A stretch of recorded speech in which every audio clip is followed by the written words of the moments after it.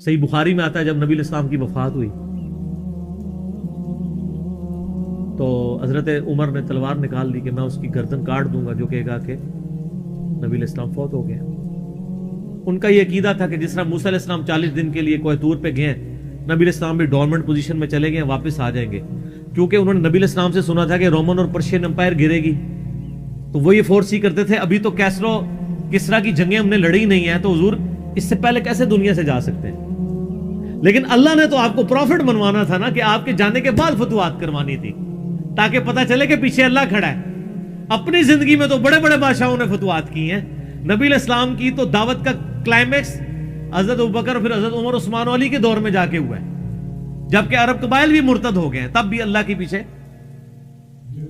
Support تھی. والذی ارسل رسولہ بالہدی ودین الحق لیظہرہ علی الدین کلہ ولو کرہ المشرکون. اللہ نے اس کو دین کو غالب کرنا تھا. تو بخاری کے الفاظ ہیں، حضرت عمر نے کہا میں اس کی گردن اتار دوں گا. حضرت ابوبکر آئے، انہوں نے حضرت عمر کو دیکھا، اگنور کر کے سیدھا حجرہ عائشہ میں گئے، نبی علیہ السلام کے مبارک کفن کو ہٹا کے آپ کے ماتھے پہ بوسہ دیا اور کہا یا رسول اللہ آپ پہ 2 موتیں جمع نہیں کرے گا، ایک موت تو سب کے نصیب میں ہے، اب تو ہمیشہ کی زندگی آپ کو اللہ نے آخرت کی دے دی ہے. اور پھر باہر نکلے، حضرت عمر کو کہا کہ عمر بیٹھ جاؤ. حضرت عمر نے بات نہیں سنی تو حضرت بکر ممبر کی طرف چڑھے، ممبر پہ چڑھے اور لوگوں سے کہا کہ عمر کو اس کے حال پہ چھوڑ دو. حدیث کے الفاظ ہیں کہ لوگ حضرت بکر کا ریگارڈ باقی اصحاب سے زیادہ کرتے تھے، حضرت عمر کو تنہا چھوڑ کے لوگ حضرت ابو بکر کی طرف متوجہ ہو گئے. پہلے وہ جو سارا میلہ ان کے گرد لگا تھا شفٹ ہو گیا. تو انہوں نے حمد و صلات کے بعد انہوں نے کہا اما بعد فمن کان یعبد محمدا فان محمد قد مات. سر کلیجے پہ کتنا بڑا پتھر رکھا ہوگا حضرت بکر نے جملہ بولتے ہوئے کہ جو محمد کی عبادت کرتا تھا وہ جان لے کہ محمد کو موت آ گئی ہے. ومن کان یعبد اللہ، اور جو اللہ کی عبادت کرتا ہے وہ جان لے ان اللہ حی لا یموت، اللہ زندہ ہے، اللہ کو کبھی موت نہیں. کیا توحید کی تعلیمات ہیں.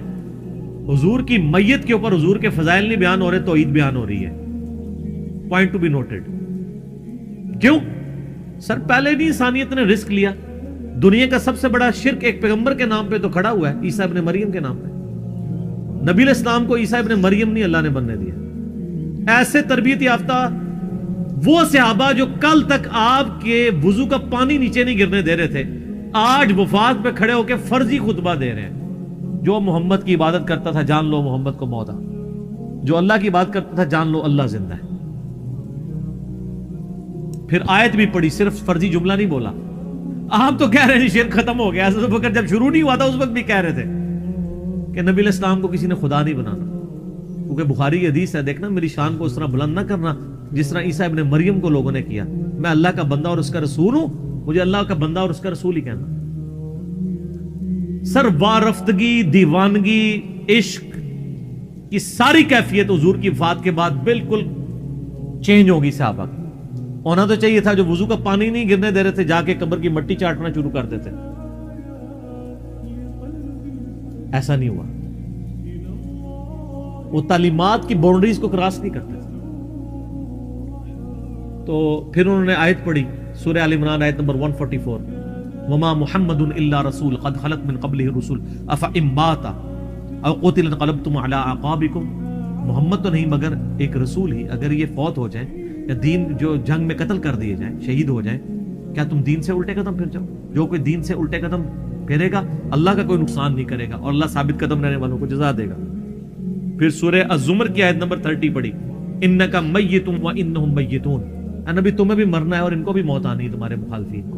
پھر تم اللہ کے حضور جھگڑو گے، اللہ تمہارا فیصلہ کرے گا. یہ سیدنا ابوبکر کی حضور کی وفات کے وقت استقامت تھی.